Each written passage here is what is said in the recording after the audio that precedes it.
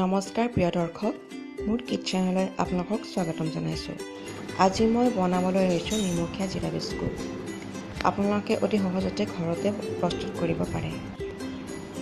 ইয়াৰ বাবে মই লৈছোঁ 1 কাপ আটা, আধা কাপ ৰিফাইন অইল, এচামুচ গুড়ি কৰি লোৱা চেনি, আধা চামুচ নিমখ আৰু কেইটামান গোটা জিৰা।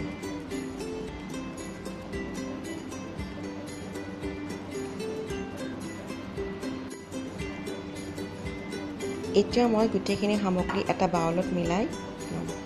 প্ৰথমতে মই 1 কাপ আটা লৈছোঁ।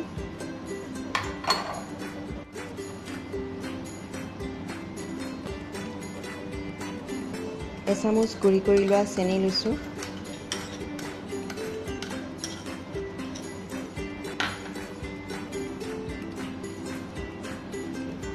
আধা চামুচ নিমখ লৈছোঁ।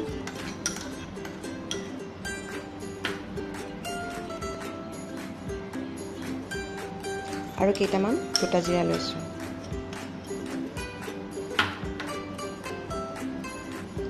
এতিয়া মই গোটেইখিনি সামগ্ৰী এখন চামুচেৰে প্ৰথমতে মিলাই লওঁ।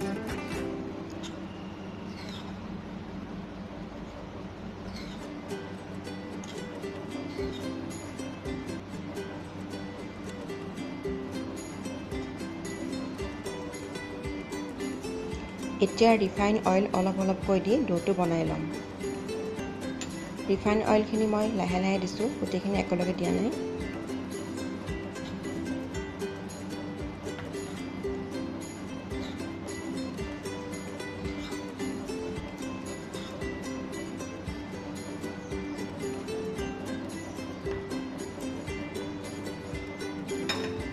এনেদৰে মই অলপ অলপকৈ ৰিফাইন অইল দি ডোটো বনাই ল'ম।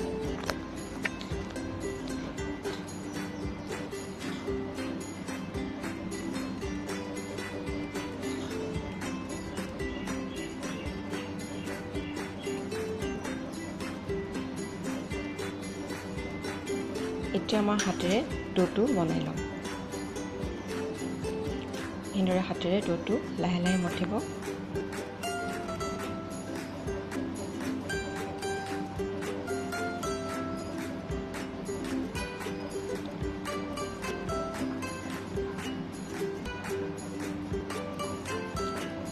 যদি অইল কম হোৱা যেন লাগে তেতিয়াহ'লে আৰু অলপ দি ল'ব পাৰে।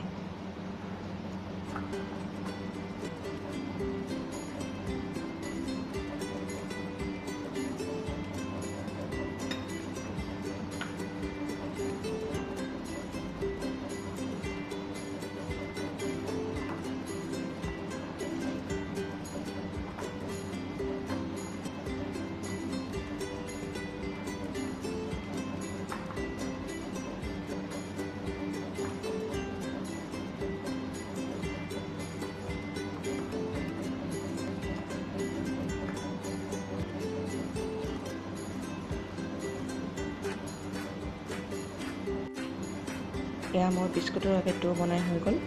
ডোটো এনেকুৱা হ'ব লাগিব। এতিয়া মই ডোটোৰ পৰা এটা এটাকৈ লাডু বনাই হাতেৰে চেপেটা কৰি বিস্কুটৰ আকৃতি দি যাম।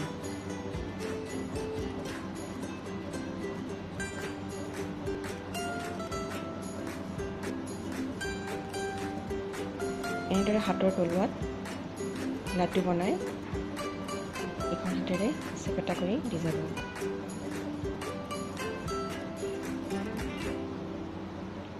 এনেদৰে মই ডোটোৰ পৰা এটা এটাকৈ লাডু বনাই বিস্কুটৰ আকৃতি দি যাম।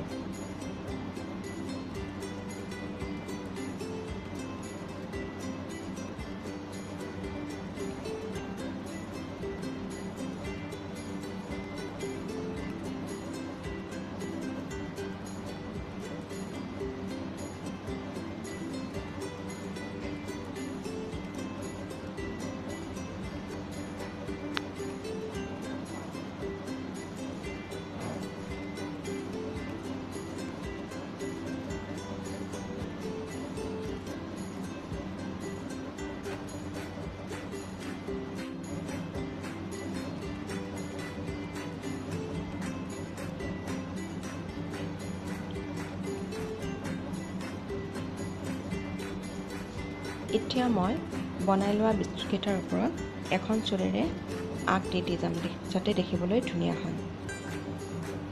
এনেদৰে লাহে লাহে চুৰিৰে আগ দি ল'ব।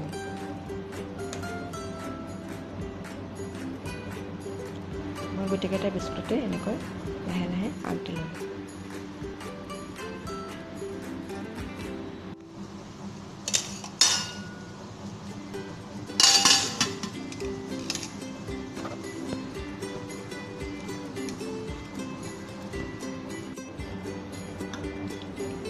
এতিয়া কুকাৰ এটা গেছ ষ্টভত তুলি দি 5 মিনিটৰ কাৰণে প্ৰিহিট হ'বলৈ দিম।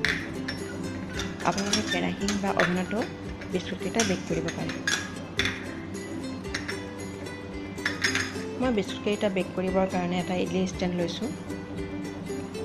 এতিয়া মই ইডলি ষ্টেণ্ডৰ বাতিকেইটাত অলপ অলপ তেল ঘঁহি থ'ম।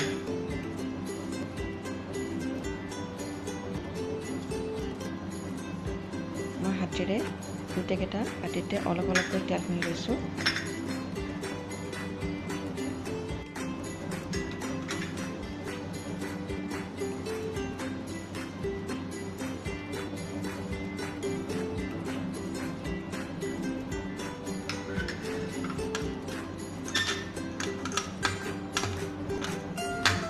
এতিয়া মই এটা এটাকৈ বাতিকেইটাত বিস্কুটকেইটা দি যাম।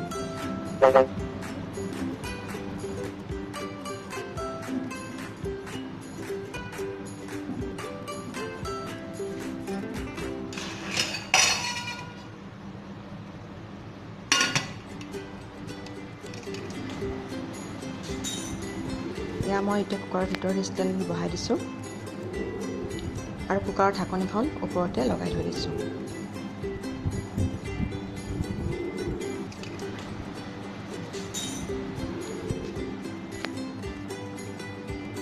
ইয়াত 30 মিনিটৰ পিছত আমাৰ নিমখীয়া জিৰা বিস্কুট ৰেডি হৈ গ'ল। আপোনালোকে এই ৰেচিপিটো ঘৰত এবাৰ ট্ৰাই কৰি চাবচোন। যদি ৰেচিপিটো ভাল লাগে মোৰ চেনেলটো লাইক কৰিব, কমেণ্ট কৰিব আৰু ছাবস্ক্ৰাইব কৰি দিব, লগতে শ্বেয়াৰো কৰিব। তেনেহ'লে